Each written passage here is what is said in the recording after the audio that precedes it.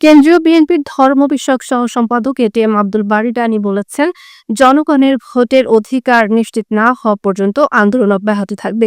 শুক্রবার বিকেলে নেত্রকোনা বারহাট্টা আসনের চন্দ্রপুর বাজারে নির্বাচনী গণসংযোগ ও বিএনপির ভারপ্রাপ্ত চেয়ারম্যান তারেক রহমান ঘোষিত ৩১ দফা বাস্তবায়নের লক্ষ্যে লিফলেট বিতরণের সময় তিনি এসব কথা বলেন।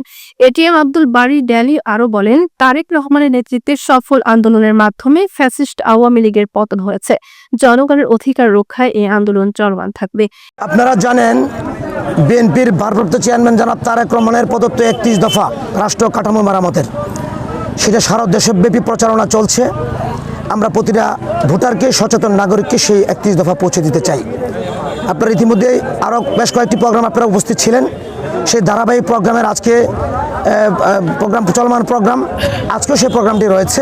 আজকে চন্দ্রপুর বাজার থেকে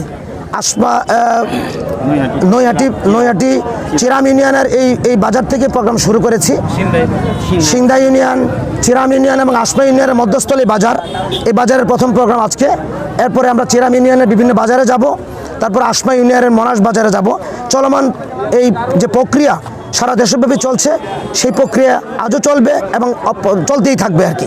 আমরা চাই প্রতিটা ভোটারের কাছে, প্রতিটি সচেতন নাগরিকের কাছে এই রাষ্ট্রীয় কাঠামো মেরামতের বিএনপি ভারপ্রাপ্ত চেয়ারম্যান জনাব তারেক রহমানের ৩১ দফা আমরা পৌঁছে দেব। এ সময় যুবদল, ছাত্রদল, স্বেচ্ছাসেবক দল সহ বিএনপির বিভিন্ন অঙ্গ ও সহযোগী সংগঠনের নেতৃবৃন্দ উপস্থিত ছিলেন।